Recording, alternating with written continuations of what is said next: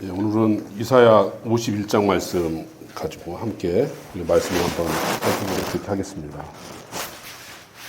오늘 말씀을 통해서 우리가 세상살이에 두려워하지 않는 여러분이 되었으면 좋겠다, 그런 마음으로 함께 말씀을 나눴으면 좋겠어요.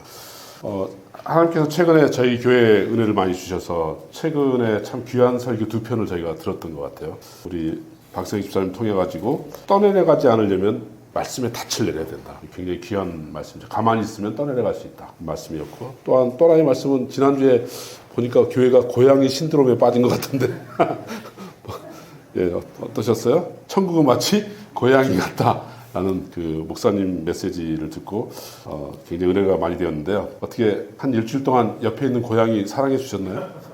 밥 먹고 똥만 싸는 그 고양이 사랑해 주셨나요? 이쁜 짓 하나도 안 하는. 하셨어요? 여러분이 고양이가 되셨습니까? 고양이를 돌봐주셨습니까? 고양이, 스스로가 고양이라고 생각한 사람은 한 사람도 없군요. 다 고양이를 돌봐준 사람만 계시네요. 저는 지난주에 이제 설교 말씀을 듣고 하나님 앞에 어떤 제 마음속에 강박이 있었거든요. 하나님 앞에 가치 있는 존재가 돼야 된다. 가치 있는 일을 해야 된다. 매일매일 일상 가운데 말씀이 실현돼야 된다. 막 그런 뭔가 막 그 강박 같은 것들이 제 마음속에 있었는데요. 그 강박으로부터 벗어나게 된 것 같아요. 하나님은 있는 그대로 우리를 사랑해 주시는 분. 그 말씀이 제 마음속에 큰 위로가 되었습니다. 그렇게 하면서 내 주변을 향한 너그러움이 조금 회복이 된 것 같아서 저는 너무 행복했습니다. 그동안 비난했던 많은 사람들이 사실은 내가 사랑해야 될 고양이였다는 사실을 깨닫고 회개하고 또 용서도 구하고 또 화해도 하고 그런 한 일주일의 시간을 보냈습니다. 혹시 3주 전에는 무슨 말씀을 들었는지 기억이 나시나요? 나시는 분 있나요? 아니, 뒤져보지 마시고 한번 얘기하실 분 있나요? 3주 전에 아무도 기억이 나지 않나요? 무슨 말씀을 들었는지? 예? 오늘 앞에 이상한 거 하나 놓여 있죠. 제가 심혈을 기울여서 만든 건데 이 대답을 하시는 분에게 드리려고 제가 이걸 선물로 가져온 건데 3주 전에 어떤 말을 들었는지 아무도 기억을 못 하시네요. 생각이 날 듯 말 듯 합니까? 그래서 설교자들이 필요하지 않을까요? 잊어버리기 때문에 그런 생각을 하면서요. 중간이라도 혹시 생각났다 그런 분 있으시면 손 드시면 가져가시면 됩니다. 예. 오늘은 이제 2번의 설교를 통해서 귀한 은혜를 받으셨기 때문에 오늘은 이 설교자를 늙고 시커먼 고양이라고 생각하시고 오늘의 말씀은 은혜가 안 될 수도 있으니까 그런 너그러운 마음으로 말씀을 들어주셨으면 좋겠어요. 오늘은 좀 제가 왜 사전에 이런 말씀을 드리냐면 오늘 드릴 말씀이 조금 어떤 분들에게는 혹시나 좀 불편할 수도 있겠다라는 생각이 좀 들어서 미리 말씀을 좀 드립니다.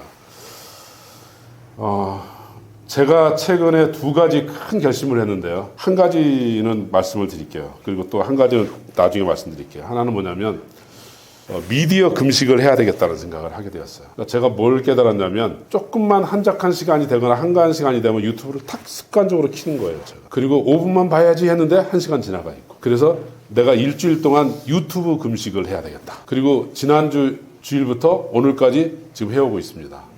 인생이 바뀐 건 아무것도 없는데 제가 놀라운 사실을 깨달았어요. 유튜브 금식을 딱 하고 난 순간부터 금단 현상이 일어나는 거예요. 마음속에. 어떤 금단 현상이 일어나면 한가해지면 뭘 해야 될지 모르겠는 거예요. 유튜브 키면 자연스럽게 그 시간을 보내는데 이걸 안 킨다고 마음 먹고 나니까 뭘 해야 되는지를 모르겠는 거예요. 그래서 자꾸 일거리를 찾는 거예요. 그래서 집에 버닝화 엄청 해놨어요.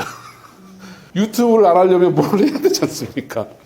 그래서 한적한 시간들을 보내는 거룩한 습관이 우리 안에 없구나라는 생각을 제가 하면서 굉장히 제 인생에 대해서 통탄을 했거든요. 예전에 유튜브가 없던 시절에는 한적한 시간이 되면 기도하기도 하고 말씀을 보기도 하고 그랬었는데 유튜브나 SNS가 발달하면서 우리는 뭐냐면 자꾸 그 현대 미디어에 빠져가지고 시간을 허비하는 거예요. 거룩한 습관이 우리 안에 정착되어 있지 않구나라는 걸 생각을 하면서 너무나 내 인생이 좀 허접하구나라는 생각을 하게 되었습니다. 그래서 혹시 다음 일주일 동안 유튜브 금식하실 분 있으실까요? 손 한번 들어보시겠어요? 목사님 한 분 손 드셨습니다. 이거 드리도록 하겠습니다.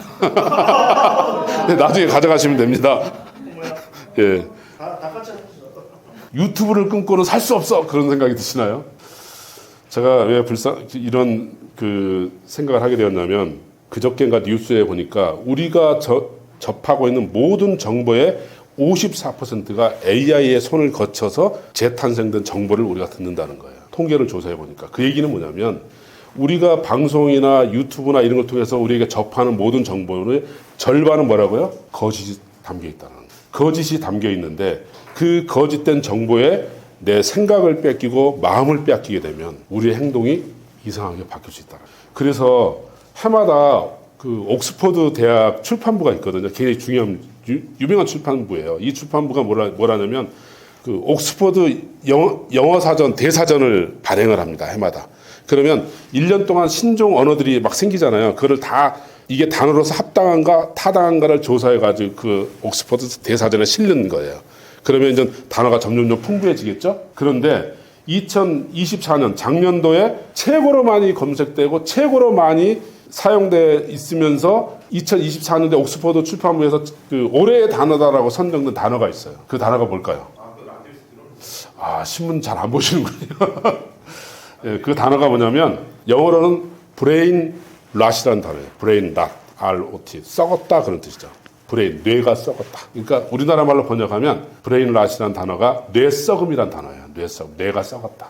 이 단어가 왜 2024년도를 대표하는 단어가 되었냐면 유튜브라든가 SNS라든가 이런 걸 통해 가지고 쓸모없는 정보가 우리의 마음을 빼앗아서 우리의 뇌를 퇴보시키고 망가뜨리는 현상에 빗댄 말이 브레인 랏이라는 단어예요. 지금 시대가 어떤 시대인가요? 성경보다 유튜브의 말을 더 신뢰합니다. 성경보다 특정 목사님의 메시지를 더 신봉합니다. 뇌가 썩어버리는 거죠. 지속적으로 그 말씀에 접하고 지속적으로 그 유튜브에 노출되기 시작하면서 우리의 뇌가 썩기 시작하면 그 어떠한 논리로도 그 사람을 설득할 수 없어요. 저는 제 주변에 제가 정말로 존경했던 장로님 한 분 계세요. 작년부터 계속 저한테 연락을 오는데 그 모든 메시지와 그 모든 말을 들어보면 어떠한 성경적인 말씀으로도 그를 변화시킬 수 없어요. 이미 내가 편향돼 버렸어요. 바꿀 수 없는 거예요. 너무나 마음이 안타까워요. 너무나 안타까워요. 제가 어떤 말로 얘기를 해도 자기가 듣고 싶은 말만 하는 거예요. 그것만 가지고 자기 생각을 딱 정리하니까 설득이 전혀 안 되고 대화가 전혀 안 되는구나. 내가 너무 마음이 슬펐는데요. 그래서 정말 우리가 경계해야 될 시대를 살고 있습니다. 이 기독교에 대한 세상의 평가를 가만 들어보니까 성경을 믿음의 대상으로 삼고 있는 건 맞는데 삶의 행동을 불어익히는 계시는 세상 미디어로부터 받는다는 거예요. 무서운 말입니다, 이 말이. 진리의 말씀을 믿는데 내가 나가서 뭘 해야지 하는 거는 세상 유튜브나 세상의 미디어를 통한 정보를 가지고 움직인다는 거예요. 계시는 거기서 받는다는 거예요. 그렇게 우리를 보고 있다는 거예요, 세상 사람. 우리가 정말 주의해야 될 시대라고 생각을 하고요. 그래서 오직 성경만이 진리의 말씀이라고 붙잡고 사는 우리가 되기를 간절히 소망합니다. 세상에 소리가 너무나 많아졌어요. 이 많은 소리 가운데서 우리가 무엇을 붙잡느냐에 따라서 우리의 뇌가 하나님 앞에 신선한 새싹 같은 뇌가 된다고 저는 생각합니다. 그래서 여러분의 뇌가 어디에 편향되어 있는지 생각이 편중되어 있다면 말씀으로 다시 돌아와서 하나님 내 뇌를 씻어주셔서 하나님 말씀 가운데 내가 새로워지기를 원하나이다. 여러분들이 그렇게 생각을 하셨으면 좋겠어요.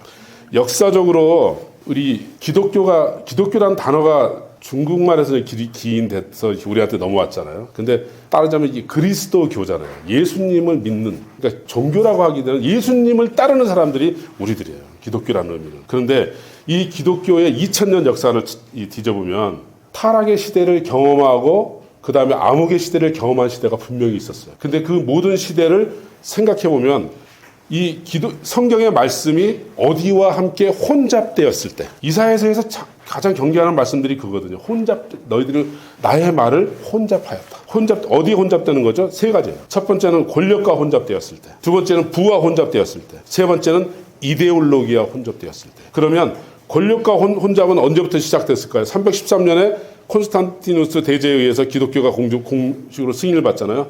그때부터 타락이 시작되죠. 권력이 기독교 안에 들어온 거예요. 그리고 나서 서로마가 멸망하면서 게르만족이 유럽을 지배하면서 자기의 정통성을 인정받으려다 보니까 로마의 교황이 인정해주면 내가 정치적으로 자기가 왕권을 인정받는 그거를 해서 로마 교황권이 그때부터 대두되기 시작합니다. 교황이 왕들 위에 있는 거죠. 그때부터 기독교는 타락의 길로 가는 거죠. 권력과 합쳐졌을 때. 두 번째는 뭐죠? 그런 권력과 합쳐진 타락된 종교 현상에서 벗어나서 난 순수하게 하나님만 바라볼 거야 시작된 것이 수도원 운동이거든요. 수도원 운동이 막 시작되는데 수도원 운동은 또 어떻게 해서 타락이 될까요? 수도원에서 청빈하게 노동을 삶을 해가지고 살아가는 많은 수도사들을 보면서 사람들이 감동한 거예요. 아, 저렇게 하나님만 바라보고 사는 사람들이 있구나. 자기 인생의 모든 욕망을 끊어내는 사람들이 있구나. 그래서 많은 부호들이 죽으면서 나의 재산을 수도원에 맡기노라. 수도원이 갑자기 유럽에서 제일 부자가 돼버린 거예요. 제일 부자가 되니까 이제 수도사들이 청빈한 노동을 통해서 거룩한 생활을 하던 사람들이 돈이 있으니까 이제는 뭐예요? 아, 우리가 노동할 필요 없구나. 그냥 일꾼을 써서 밭을 가꾸면 되겠구나. 그렇게 하면서 수도원이 타락하기 시작하는 거죠. 그래서 부와 기독교가 결합되었을 때 또 한 번의 타락을 경험하고 있죠. 그리고 가장 무서운 타락은 어디서 시작이 됐을까요? 기독교와 이데올로기가 결합됐을 때. 이데올로기를 우리말로 하면은 사상, 신념 그런 거잖아요.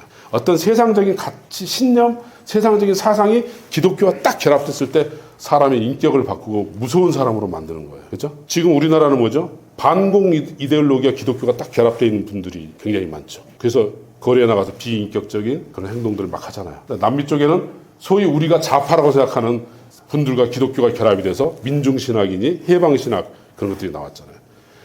그러니까 성경은 성경 안에 진리 속으로 딱 들어가지 않고 세상에 가지고 있는 제도, 이데올로기가 딱 결합이 되면 무서운 폭발력을 가지고 세상을 구원하는 것이 아니라 세상을 분열시키고 세상을 오히려 무자비한 세상으로 만드는 거예요. 그렇게 해가지고 그 권력과 이데올로기가 결합되었을 때 가장 극심하게 나타났던 것이 중세에 넘어오면서 종교전쟁, 100년의 종교전쟁이 발생해서 유럽에 800만 명이 죽습니다. 근데 죽이는 사람도 그리스도 이름으로 죽이고 죽는 사람도 그리스도 이름으로 죽었어요. 너무나 아이러니하지 않나요? 하나님의 사랑을 믿는다고 하는 우리가 서로의 총칼을 들고 그리스도의 이름으로 죽이고 죽는 종교전쟁이라는 거예요. 뭐와 무엇이 결합되었을 때 하나님을 믿는 믿음 플러스 세상의 권력과 세상의 이데올로기가 결합되었을 때 기독교가 무서워지는 거죠. 그래서 우리가 이런 부분들을 정말 경계해야 된다고 생각을 합니다. 이 이데올로기가 결합이 되면 폭력도 거짓도 무례함도 모두 정당화되어 버리는 거예요. 왜요? 그 안에 필연적으로 뭐가 담기게 되냐면 반지성주의가 담기게 돼 있어요. 생각하지 않아요. 반지성주의에 의해서 내 행동이 지금 진행되고 있다면 우리가 하나님 앞에 냉철하게 자기를 내려놓고 말씀 앞에 내가 바로 서 있는가? 나는 이데올로기로부터 지금 안전한 상태에 있는가? 나는 이데올로기를 벗어나서 말씀이 내 인생의 주인인가? 여기에 대해서 결정적인 의문을 스스로에게 물어보시고 회복되는 여러분이 되기를 간절히 소망합니다. 저는 이번에 그 교회 온라인 성경 읽기에 하나님께서 큰 은혜를 주셨어요, 제가. 그래서 저녁이면 그 시간을 엄청 기다려요, 제가. 원래는 제가, 성경 읽는다고 바뀌겠어? 그런데 갑자기 하나님께서 그 마음을 부어주셔가지고, 지난주에 읽기 안 해가지고 엄청 지금 영적으로 별로 안 좋습니다. 제가 그 말씀을 읽으면서, 제가 놀라운 걸 몇 가지를 깨닫게 되었어요. 하나는 뭐냐면, 성경에 우리는 막 사단이 지배하는 세상, 마귀가 막 존재하는 세상 그런 것들에 대한 두려움이 막 있잖아요. 근데 성경을 쭉 통독하다 보니까 사단은, 마귀의 세력은 예수님께서 그냥 생각만 하셔도, 마음만 먹으셔도 단 한 번도 반론하지 못하고 그대로 다 되는 거예요. 그러니까 한마디로 다 끝나버려요. 그래서 이게 되게 그리스도의 이름 앞에 정말 나약한 존재가 사탄이고 정말 나약한 존재가 마귀의 세력들이구나. 그게 성경이 우리에게 간통적으로 알려주는 메시지인데 왜 너희는 두려워하고 있느냐? 그 메시지를 강력하게 받고 나서 세상에 대해서 좀 염려가 사라졌어요. 두 번째는 뭐냐면, 이런 얘기하면 좀 이상한 얘기지만 사단보다 더 타락한 존재가 인간이에요. 사단은 찍소리도 못하고 나갑니다. 근데 그 사단을 쫓아내는 걸 보고 인간들은 딱 서가지고 바알세부를 힘입어서 쫓아내는구만, 이렇게 생각하는 거예요. 사두개인과 바리새인들이. 그리스도를 눈앞에 보면서도 반론을 제기하고 반발하고 어떻게 하면 죽일까 생각하고, 사단은 그냥 너 나와. 그럼 그냥 나오는 거예요.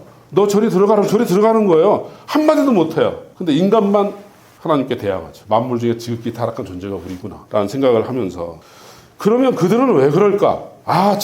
나사렛에서 예수 그리스도가 나올 리가 없지. 저 능력은 아마 그 어둠의 세력끼리 짜고 하는 걸 거야 라는 신념이 있는 거예요. 머릿속에. 생각이 있는 거예요. 그러니까 그렇게 말하는 거죠. 그래서 제가 오늘 그때 말씀을 읽으면서 생각한 게 뭐냐면, 자기 기준, 자기 신념이라는 것이 그리스도와 원수가 될 수 있구나. 그러면서 더 확대시켜 나가면 우리가 세상에서 많은 사람들 다투잖아요. 어떤 사람과 다투기도 하고 같은 성도지만 누군가는 마음에 좀 더 들기도 하고 누구는 좀 마음에 덜 들기도 하고 다 뭐예요? 돌이켜보면 그게 다 내 기준이에요. 내 기준에 이 사람은 되게 만족스러워요. 그래서 이 사람하고는 사이가 좋아. 근데 내 기준과 이 사람은 좀 만족스럽지 않아. 그래서 별로 사이가 안 좋아. 그러니까 모든 기준이 성경의 기준이 아니라 내가 가지고 있는 기준으로 사람을 평가하고 사람의 잣대를 들이대는 것이 우리의 모습이구나라는 걸 제가 깨닫게 되었어요. 그러면 이게 이데올로기하고 기독교가 결합된 거하고 다를 게 뭐가 있냐? 다를 게 뭐가 있냐? 제가 조그만 이제 사업을 하고 있잖아요. 사업을 하고 있는데 직장 안에서는 이렇게 행동하고 이런 일이 일어나면 이렇게 반응해 줘야 되고 이런 일은 이렇게 처리해 주는 게 맞지. 그런데 기준이 있잖아요. 그 기준으로 보니까 한 사람이 너무 미운 거예요. 내 기준에 전혀 부합하지 않아요. 그래서 맨날 잔소리하게 되잖아요. 이렇게 좀 하시지, 저렇게 좀 하시지, 왜 그렇게 하세요? 막 그러는 거예요. 그러니까 마음이 되게 불편한 거죠. 근데 생각해봤어요. 내가 이 사람을 바라보는 이 기준을 내려놓을 수만 있다면. 그래서 내가 기준을 한번 이제 말씀의 은혜에 따라서 내려놨어요. 내려놓고 쳐다보니까 밉지가 않아요. 저런 방식으로 할 수도 있지. 저분은 나하고 속도가 조금 느리지. 그럼 느린 속도를 내가 기다려줘야 되지. 저분은 이런 스타일로 접근하는구나. 그걸 그냥 관찰자가 되어서 바라보면서 내가 따뜻한 마음으로 조언할 건 조언하게 되는 거죠. 그 전에는 내 기준에 저 사람이 부합하냐 부합하지 않느냐로 판단하고 있는 저를 보게 된 거죠. 그러면서 저는 뭐냐면 나는 말씀을 기준으로 사는 사람이 아니라 내가 생각하고 있는 가치관과 기준으로 세상을 바라보고 있구나. 그렇게 살아왔구나. 그런 생각이 드는 거예요. 그래서 세상 사람들과 싸움, 특히 부부싸움도 그렇잖아요. 내가 내 기준으로 봤을 때 왜 저렇게 말하지? 내 기준으로 봤을 때 왜 저렇게 행동하지? 내 기준으로 봤을 때 저렇게 행동하면 안 되는데 요렇게 행동해줘야 되는데 그러니까 싸움이 벌어지는 거잖아요. 이해가 안 가고 고양이로 인정이 안 되는 거잖아요. 그걸 제가 느꼈어요. 그러면서 제가 어떤 생각이 들었냐면 내가 가지고 있는 기준이라는 것, 내가 가지고 있는 가치관이라는 것, 내가 가지고 있는 철학은 뭐예요? 지금까지 내가 접한 책, 지금까지 내가 만난 사람들, 제가 들은 이야기로 형성된 것이 내 기준이잖아요. 그럼 내가 10만 명을 만나봤습니까? 100만 명을 만나봤습니까? 평생 동안 몇 명하고 교류하셨나요? 아마 다 따져보면 100명, 200명? 그 사람들하고 만나고 듣고 배우고 듣고 한 그게 내 기준을 만들어낸 거죠. 바꿔서 내 기준은 절대적이지 않다는 거죠. 그래서 우리가 말씀으로 돌아가야 된다. 그 말씀을 꼭 드리고 싶습니다. 왜 그러냐면 지금 시대는 정보가 난무하는 시대예요. 너무나 많은 소리가 우리 주변에 떠다니고 있어요. 그래서 다니엘서 12장 4절에 보면 마지막 때에 대해서 하나님께서 다니엘에게 이렇게 예언의 말씀을 들려주시죠. 다니엘아, 마지막 때까지 이 말을 간수하고 이 글을 봉합하라. 많은 사람이 빨리 왕래하며 지식이 더하리라. 이 말씀을 지금 시대를 묘사한 말씀입니다라고 딱 하기에는 좀 어폐가 있을 수도 있지만 그렇다고 또 틀린 해석도 아니라고 생각을 합니다. 세 번역으로 보면은 구원의 진리에 관한 지식을 얻기 위해 사람들이 우왕좌왕하는 시대가 이 시대다라는 거예요. 지식이 많아진다는 건 뭐냐면 구원의 진리가 여기 있는가 저기 있는가 사람들이 우왕좌왕하는 시대가 지금의 시대랍니다. 마지막 시대랍니다. 이 시대는 뭐냐면 왜 그렇게 됐을까요? 예전의 시대는 뭐냐면 성경과 자연이 공존하는 세상이었어요. 지금의 시대는 뭐냐면 성경과 과학이 공존하는 세상이에요. 과학과 미디어.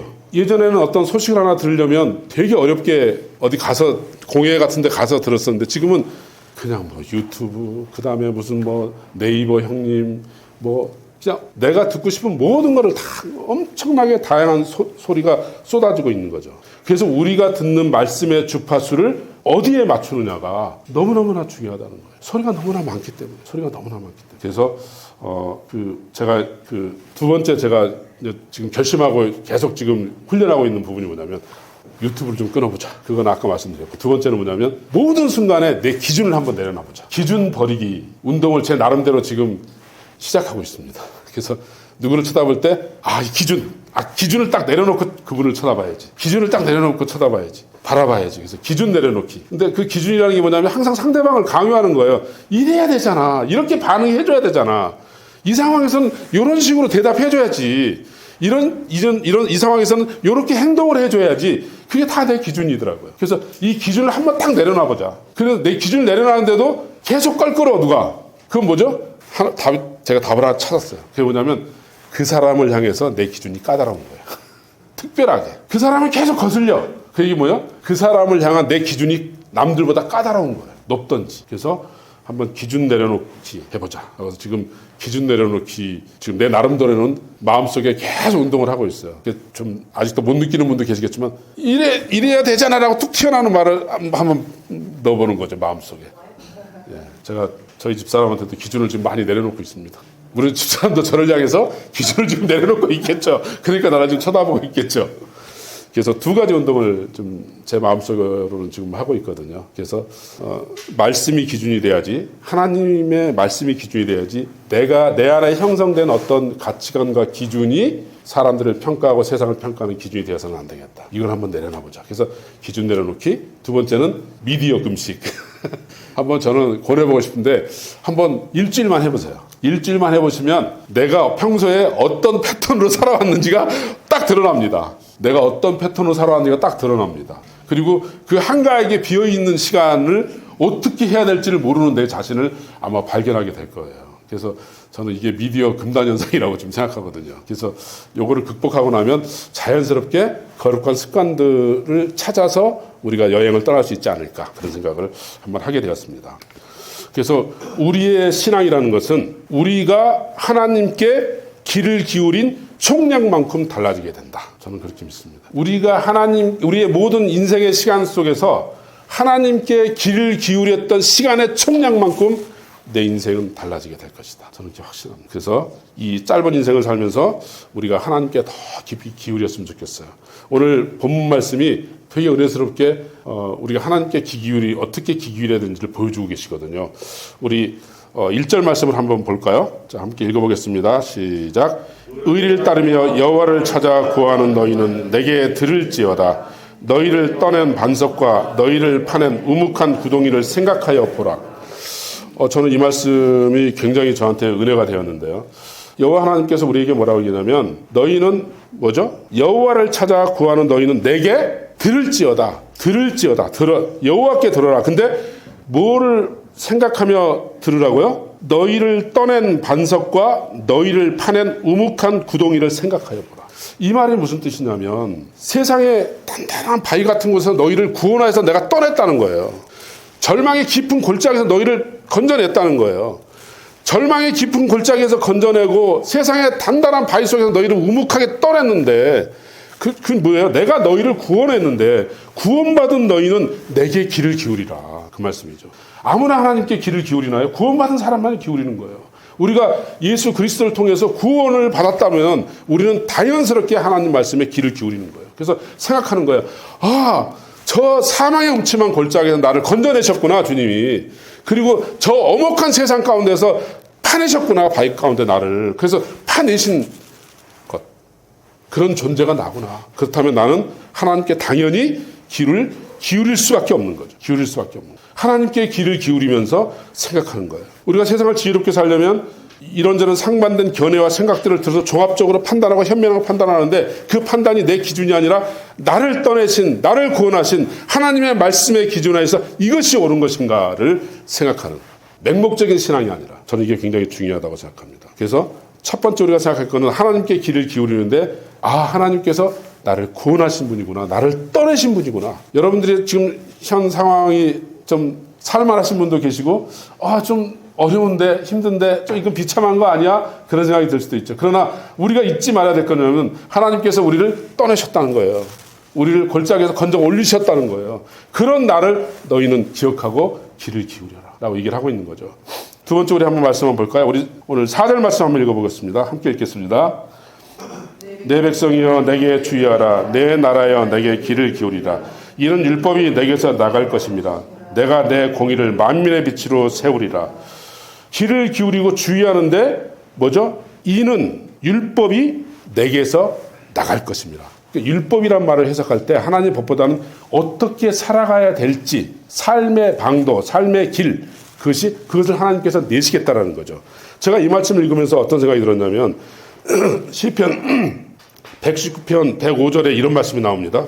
주의 말씀은 내 발의 등이요 내 길의 빛이니이다. 우리가 다 알고 있는 말씀이죠. 주의 말씀이 나의 등이에요. 주의 말씀이 내 빛이에요. 근데 등과 빛, 그러면 우리가 등과 빛을 쳐다봐야 되나요? 등과 빛은 왜 존재하는 거죠?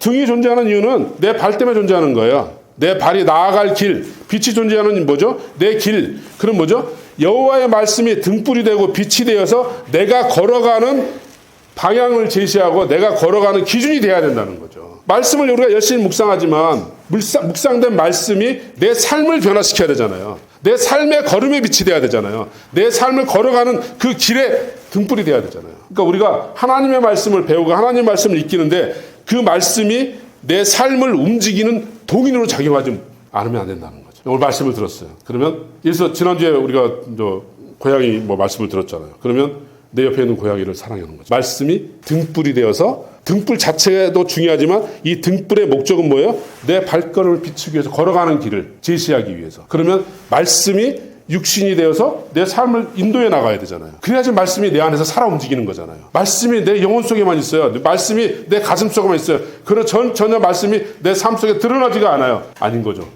만일에 내 삶을 제시하지 않는 말씀이라면 주의 말씀은 나의 등이요 나의 빛이라고 성경에 기록됐겠죠. 그러나 주의 말씀은 내 발의 등이요 내 길의 빛이니이다. 그러면 말씀이 실행력을 가지고 내 발걸음을 인도해 나가야 되고 내 앞날을 비추는 그 방향으로 걸어나가게 하는 제시된 대로 내가 가야 되는 거죠. 그러니까 말씀이 머릿속에만 머물러 있고 가슴 속에만 머물러 있는 것이 아니라 내 삶의 영역으로 내려와서 내 손이 되고 내 발이 되고 내 입술이 되고 그렇게 살아야 된다는 거죠. 그래서 우리가 성경 말씀 읽을 때 첫 번째는 뭐죠? 내가 세상에 수없이 많은 소리와 지식과 지혜들이 넘치지만 나를 떠내신 주님께 집중하겠나이다. 이게 첫 번째 고백이고 두 번째 고백은 뭐죠? 하나님 그 말씀을 내가 삶의 기준과 등불로 살아서 그 말씀대로 걸어가겠습니다.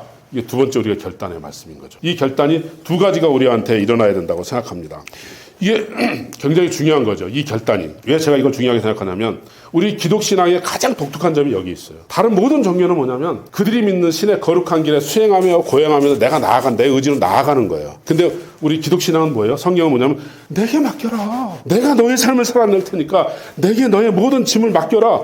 이게 기독교와 세상 모든 종교의 차별점 중에 가장 중요한 차별점이잖아요. 차별점인데 우리가 여기에 이 차별점을 어떻게 우리가 삶에 이해해야 되냐면 분명한 것은 우리의 의지와 결단이 있어야 된다는 거예요. 주의 말씀에 귀 기울이겠다는 의지와 주의 말씀을 발의 등불, 삶의 율법으로 삼겠다는 의지가 우리한테 필요한 거예요. 그리고 그 의지를 주께 맡겨드리는 거예요. 나의 노력과 의지로 해내겠다는 것이 아니라 나는 할 수 없음을 고백하고 성령의 능력으로 이루어지는 것을 믿는 것이죠. 즉 거룩하게 살겠다는 의지를 올려드리고 성령 하나님께 맡겨드리는 거예요. 신실하겠다는 의지를 올려드리고 신실하게 하시는 하나님을 믿는 거예요. 이게 기독신앙의 독특함이에요. 아무것도 안 하고 하나님 해주시겠지 그게 아니라는 거죠. 하나님 신실하게 살고 싶어요. 거룩하게 살고 싶어요. 그거를 의지를 하나님께 올려드리고 그러나 나의 의지가 나를 변화시키지 못합니다. 그러니 이 의지를 하나님께서 맡아서 이루실 줄로 제가 믿나이다. 이 고백을 올려드리는 거예요. 저는 이게 신앙의 본질이라고 생각하거든요. 예정론을 잘못 믿으면 하나님 다 하시는 건데 뭐 가만히 있으면 돼. 그렇지 않다는 거죠. 성경을 보면서 그런 느낌이 듭니다. 자, 그래서 우리 7절 말씀을 한번 볼까요? 시작. 의를 하는 자들아 마음에 율법이 있는 백성들아 너희는 내게 듣고 그들의 비방을 두려워하지 말라. 그들의 비방에 놀라지 말라. 마음의 율법을 가지고 내가 주의 말씀대로 살겠습니다. 그러면 비방을 받을 수밖에 없는 현실에 놓이게 되는 거죠. 그 비방을 두려워하지 말아라. 두려워하지 말아라. 이게 성경은 그렇게 얘기하고 있는 거죠. 그래서 저는 진정한 믿음은 승승장구하며 기뻐하는 신앙이 아니라 어려움과 고난 속에도 소망을 잃지 않은 것이 아닐까 생각해요. 진정한 신앙인은 성공한 사람이 아니라 성공한 실패에 상관없이 하나님의 평강 가운데 있는 사람이다. 우리는 막 간증하면 기도했더니 들어주셨어요. 사업이 잘 되고 있어요. 얘가 잘 되고 있어요. 얘 성격도 잘 나왔어요. 성공했군요. 하나님께서 역사하셨네요. 근데 얘 대학 떨어졌어요. 일터에서 그냥 승진하더니 계속 밑바닥을 지고 있어요. 그럼 하나님께서 역사하시지 않으셨나? 그렇지 않는 거예요. 세상의 성공의 기준으로 우리를 쳐다보는 것이 아니라 세상에서 어떠한 상황에 놓여있든지 간에 우리 안에 깊이 내져 있는 하나님의 평강 가운데 사는 것. 이 사람을 누가 감당할 수 있겠습니까? 이 사람을. 우리의 신앙이 세상에서 잘 나갈 때 웃음 짓고 세상에서 어려우면 금방 울상이 되는 거라면 세상 사람과 다를 게 뭐가 있어요? 우리의 신앙의 이대함은 뭐예요? 우리가 절망하거나 낙담하면 그 순간에도 소망을 붙잡는 데 있는 거잖아요. 우리의 신앙이라는 것이. 근데 우리는 너무나 이분법으로 세상에서 뭔가 잘 되면 하나님의 축복을 받아, 그렇지 않으면 하나님의 축복을 못 받았나? 그렇지 않다는 거. 진정한 축복은 뭐냐면 세상의 상황에 상관이 없이 비방과 비난이 있지만 상관없이 내 안에 있는 깊은 평강이 깨지지 않는 거예요. 하나님 앞에. 하나님을 향한 믿음이 흔들리지 않는 거예요. 잘 돼서 흔들리지 않는 사람이 얼마나 많겠어요. 그런 분들에게 오늘 성경은 11절에 은혜가 있다고 얘기를 하죠. 여호와께서 구속받은 자들아 돌아와 노래하며 시온으로 돌아오니 영원한 기쁨이 그들의 머리 위에 있고 즐거움과 기쁨을 얻으리니 슬픔과 탄식이 달아나리이다 라고 기록되어 있죠. 저는 이 말씀이 되게 은혜스러웠던 게 뭐냐면 슬픔과 탄식을 참아내니까 기쁨이 되는 것이 아니라 주님이 주시는 기쁨과 즐거움이 너무나 커서 슬픔을 사라지게 만든다는 거예요. 우리는 슬프고 괴로운 일이 있지만 이거 참아야 돼. 참고 기뻐해야 돼. 그래서 기쁨의 끄트머리를 겨우 조금 붙잡는 인생이 아니라 뭐죠? 하나님이 쏟아 부어주시는 기쁨과 즐거움이 너무 커서 슬픔이 끼어들 틈이 없다. 이게 축복인 거죠. 하나님이 주신 은혜가 너무 나한테 커서 기쁘고 슬픔이 나를 조금도 흔들지 못하는 상황. 그런 거죠. 그래서 이러한 상황을 로마서 8장 18절에 사도 바울이 이렇게 얘기했죠. 생각하건대 현재의 고난은 장차 우리에게 나타날 영광과 비교할 수 없도다. 영원한 영광을 바라보면서 그 어려운 시절들을 사도 요한은 기쁨으로 넘어갔다는 거예요. 그러면서 로마서 8장 37절에 이렇게 다시 고백하죠. 그러나 이 모든 일에 우리를 사랑하시는 이로 말미암아 우리가 넉넉히 이기느니라. 겨우 견뎌내고 겨우 참아내는 것이 아니라 넉넉히 이기는 축복. 즉 그 축복이 여러분한테 있기를 간절히 소망합니다. 우리 12절 13절 한번 읽어볼까요? 시작. 이르시되 너희를 위로하는 자는 나 곧 나이니라. 너는 어떠한 자에게 죽을 사람을 두려워하며 풀같이 될 사람의 아들을 두려워하느냐. 그리고 계속 읽어보셔야죠. 하늘을 펴고 땅의 기초를 정하고 너를 지은 자 여호와를 어찌하여 잊어버렸느냐. 너를 멸하려고 준비하는 저 학대자의 분노를 어찌하여 항상 종일 두려워하느냐. 학대자의 분노가 어디 있느냐. 이 13절 말씀을 세 번역으로 읽으면 이렇죠. 너희는 잊었다. 너희를 지으신 하나님, 하늘을 펴시고 땅을 세우신 주님을 잊었다. 압박자들이 너희를 멸망시키려고 한다 해서 압박자들의 분노가 두려워서 너희는 날마다 떨고 있다. 근데 제가 이 말씀을 읽으면서 하나님이 우리에게 말씀을 주시고 은혜를 주시고 소망을 주시면서 약속하면서 그러면서 그런데 너는 어떠한 자이기에 이 말이 너무나 마음속에 팍 박히는 거예요. 13절에 이르시되 너희를 이루하는 자는 나 곧 나이니라. 너는 어떠한 자이기에. 이걸 풀면은 너는 누구냐 이거예요. 너는 도대체 어떤 존재이기 때문에 하나님이 너의 하나님이고 하나님의 말씀이 너에게 있는데 왜 그렇게 세상을 두려워하고 있니? 도대체 네 생각을 모르겠다. 너는 어떠한 자이기에 그러니? 이렇게 이제 물어보시는 것 같은 거예요. 그래서 제가 이 말씀을 보면서 근데 오늘 성경 말씀을 보면은 이런 거를 우리가 알 수 있죠.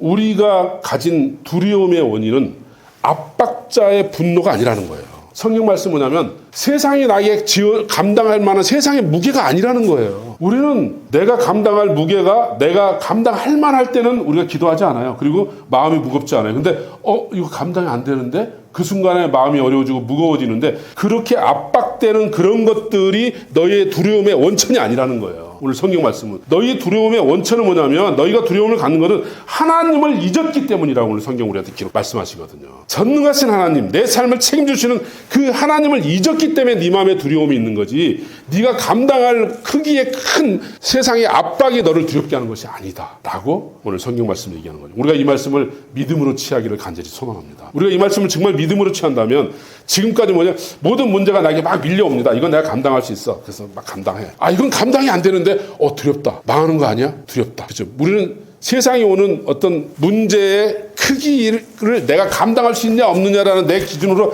막 저울질을 해가지고 저울추가 내 쪽을 기울면 별로 걱정하지 않고 저울추가 안 기울어요. 그러면 막 걱정이 태산같이 밀려오는 그런 삶을 살 때가 굉장히 많잖아요. 근데 오늘 성경은 뭐냐면 그것이 너희의 원인이 아니고 너희의 두려움의 원인은 나를 잊었기 때문이다. 우리가 하나님을 기억하면서 우리에게 닥치는 어려움들을 이겨나가는 우리가 되기를 간절히 소망합니다. 말씀 마무리하려고 하는데요. 이 지식이 넘쳐나고 정보가 넘치는 이 세상 가운데 우리가 세상 여러 지식에 우왕좌왕하는 사람이 아니라 하나님의 말씀에 귀를 기울이 우리가 되기를 간절히 소망합니다. 그리고 그 말씀이 내 삶을 살아간 내 발등에 등불이 되기를 소망합니다. 그렇게 살아가면서 우리가 세상을 두려워하지 않고 하나님을 기억하는 우리가 되었으면 좋겠어요. 이것이 세상을 이기는 비결이라고 오늘 성경이 기록하고 있습니다. 우리가 이 말씀을 생각하면서 하나님께 우리 기도하며 나가도록 하겠습니다. 오늘 주님께서 말씀을 통해서 우리에게 묻고 있죠. 너는 누구냐? 너의 정체는 무엇이냐라고 우리에게 묻고 있죠. 우리가 하나님 앞에 24시간 보내는 내 시간을 어떻게 하나님 앞에 하나님이 주신 그 시간들을 사용하고 있는지, 나는 그 시간 속에서 어떠한 존재였는지, 나는 누구였는지 정직하게 하나님 앞에 나를 내려놓고 하나님이 인정하시는 하나님의 사람으로, 하나님의 말씀으로, 하나님의 말씀이 기준이 되어 살아가는 내가 되기를 원합니다. 그동안 세상의 정보에 우왕좌왕하면서 기구리였던 나를 내려놓고 말씀에만 오늘 집중하는, 말씀이 내 삶에 살아가는 실제적인 등불이 되고 빛이 되는 삶을 살기를 원하나이다. 성령 하나님 내 안에 충만하여 주시옵소서. 우리 기도하며 나아가기를 소망합니다. 함께 기도하겠습니다.